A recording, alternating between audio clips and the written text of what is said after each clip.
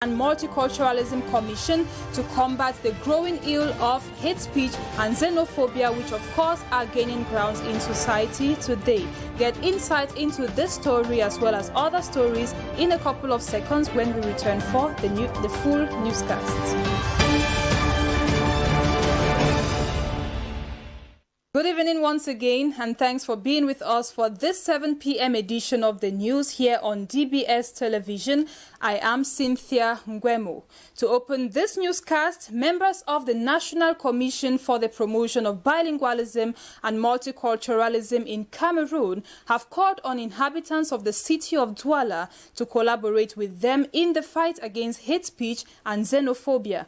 This is within the framework of a national communication campaign which is taking place all over the nation from the 15th to the 18th of June 2021. Mange Venasius, who followed the team here in Douala, filed in the following report.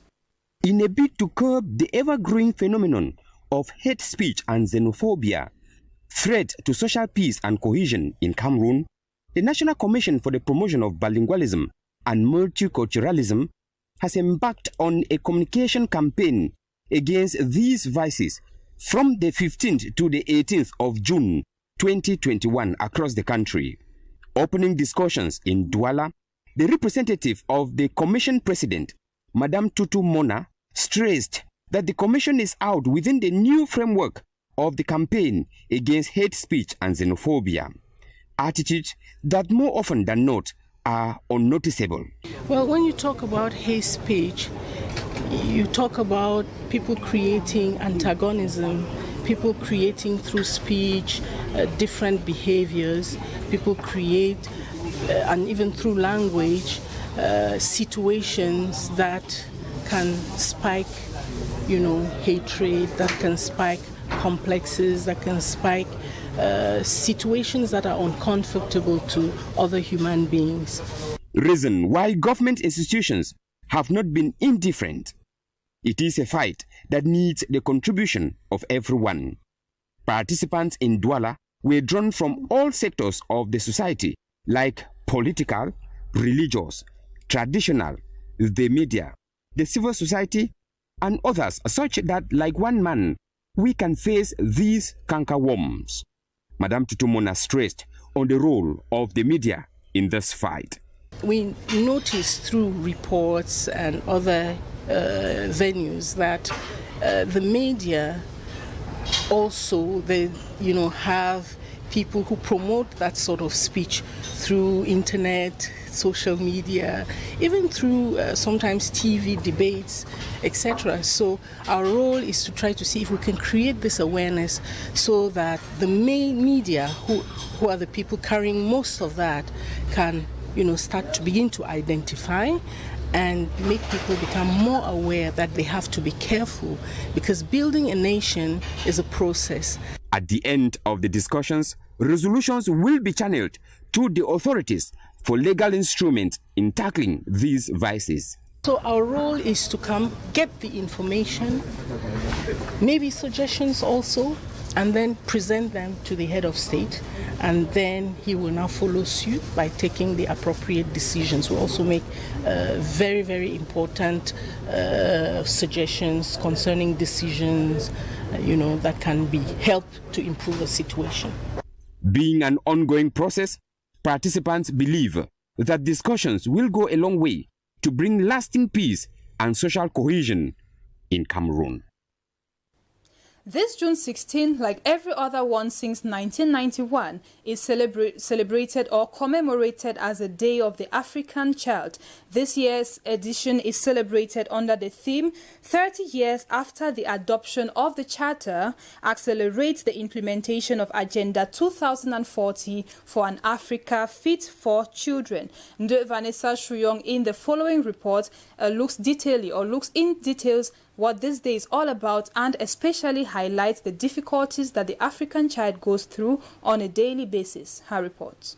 The Day of the African Child is aimed at raising an awareness for the situation of children in Africa and on the need for contributing in education, health and nutrition. In line with the above and its 2040 agenda, the population growth rate is high. Over 60% are youth below the age of 25. Despite its large pool of natural and human resources, the continent still faces a number of challenges ranging from corruption, poverty, civil unrest, war, gender inequality, and many more. Throughout these setbacks, the African child suffer the most. Their needs, obstacles are not taken into account, and their contributions to tackling Africa's problems are underrated. The African child also faces the most severe consequences of malaria, including seizures, with less access to appropriate health care.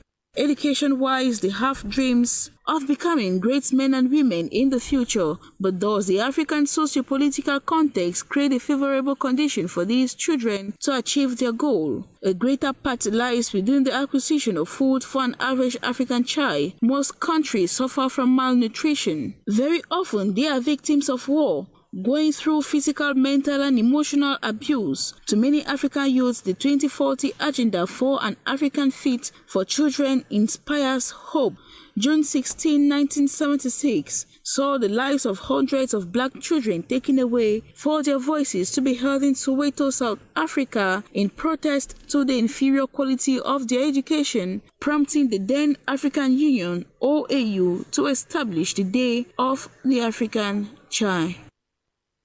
In that same light, with observing the Day of the African Child, a special plenary session on advocacy for the implementation of legal as well as institutional framework to protect children against violence in Cameroon has taken place at the National Assembly. It was an occasion for the Minister of Social Affairs to address the Parliament and highlight issues relating to the protection of children's rights as Cameroon joins the international community to celebrate the Day of the African Child under the theme 30 years after the adoption of the Charter, accelerate the implementation of Agenda 2040 for an Africa fit for children. Let's now listen to Minister Pauline Irene Guéné, who says protection of children from all sorts of violence, exploitation and abuse is the concern of the government of Cameroon. Listen. This theme sufficiently reflects the will of African leaders to have, by 2040, a human capital capable of ensuring the relay of future generations, and calls on state parties to take necessary and urgent measures at national level to ensure compliance with the rights of the child. However, the 2040 Agenda is based on 10 aspirations, which constitute the main challenges of the continent for an Africa fit for children. Therefore, in Cameroon, we have chosen to articulate the events of this 31st edition around aspiration number 7, which aims at protecting children against violence. It can be psychological and verbal, harassment, physical and sexual. That means fights, sexual harassment, assaults, even murder or homicide. In other stories, the first biannual conference of Cameroon's governors with the Minister of Territorial Administration has ended in Yaounde today, or has ended in Yaounde recently, with the Minister of Territorial Administration calling on the regional executives to ensure that security and public order reigns at all costs in their regions, and equally for them to accompany the decentralization territorial entities in ensuring the smooth functioning of decentralization.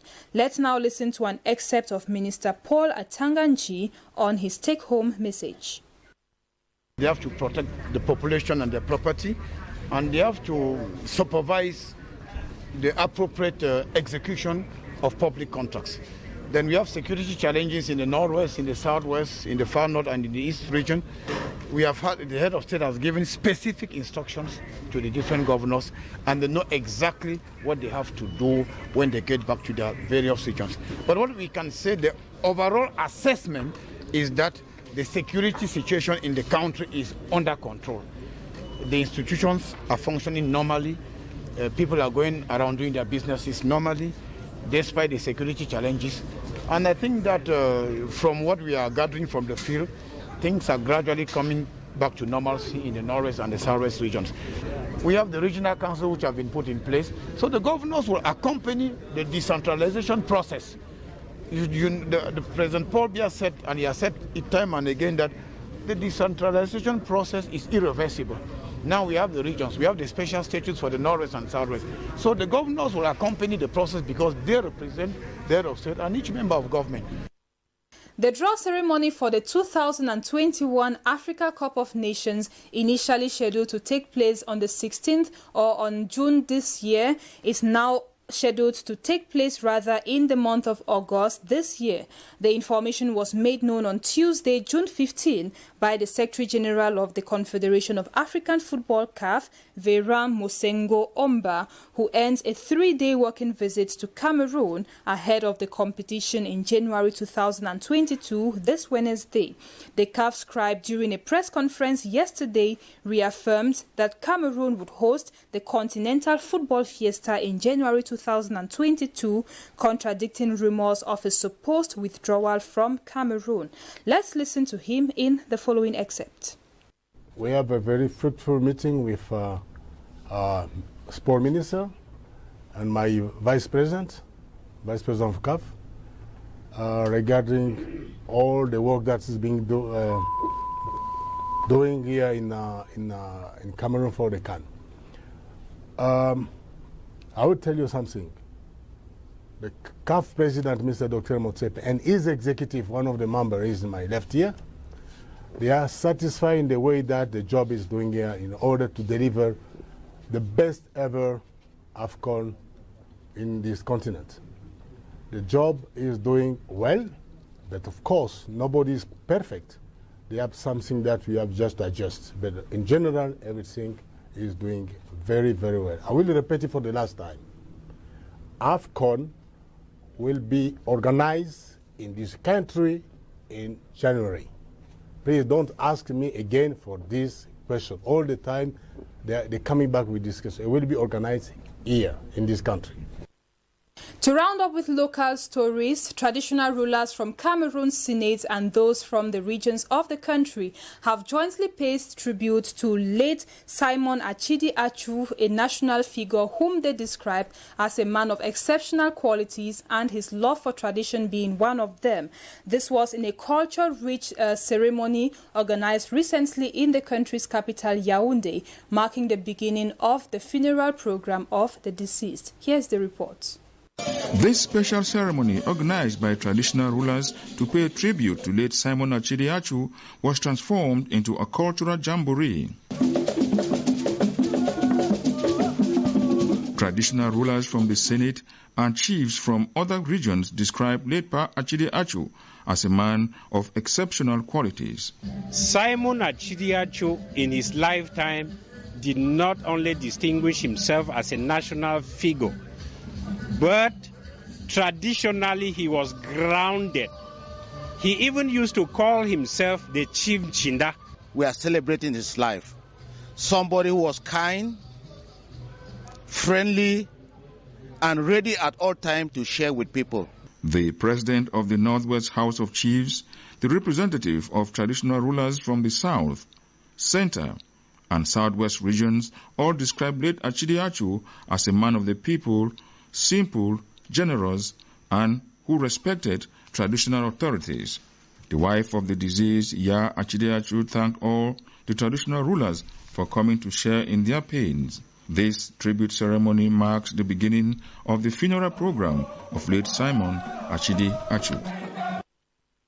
A national hero indeed, and may his soul rest in peace. That was the end of local stories for Cameroon, and now we'll end up this newscast with foreign news stories. Laurent Gbagbo, who is the former president of Ivory Coast, is set to return home tomorrow, Thursday, after being acquitted by the International Criminal Court of crimes against humanity and war crimes following the 2010 elections in Côte d'Ivoire. And Ivory Coast in Algeria, the ruling party, the National Liberation Front, has won the legislative elections in the country after elections which were were largely abstention, or which were largely boycotted, and political crisis in the country. Details of this with Rogiatu Buba. Former Ivory Coast President Laurent Gbagbo is scheduled to arrive home on Thursday after being cleared of crimes against humanity for violence following the country's 2010 election. His violent ouster in 2011 led to deep divisions in the West African country. Current president of Ivory Coast, Alassane Ouattara, declared in April that Gbagbo was free to return, but left the question of whether he had been pardoned unanswered. The charges against him revolved around funds that were misappropriated from the regional central bank. The trial at the International Criminal Court was connected to Gbagbo's role in the post-election violence and subsequent civil war that left 3,000 people dead after the former president refused to admit to Ouattara in 2011. President Ouattara, who was re-elected in a 2020 vote, largely boycotted by the opposition, has voiced no objections over Gbagbo's return. Some in the country have urged him to pardon protesters who have fled the country. Despite being away from the political scene for over a decade, Gbagbo remains popular, especially in the more developed southern part of the country. Over in Algeria, the ruling party, the National Liberation Front, has won the legislative elections held on Saturday amid historically high abstention rates and a political crisis. Its victory surprised many observers who had written off the party. The National Liberation Front led with 105 of the 407 seats, followed by independent candidates with 78 seats. The country's main Islamist party, the Movement of Society for Peace, came third with 64 seats.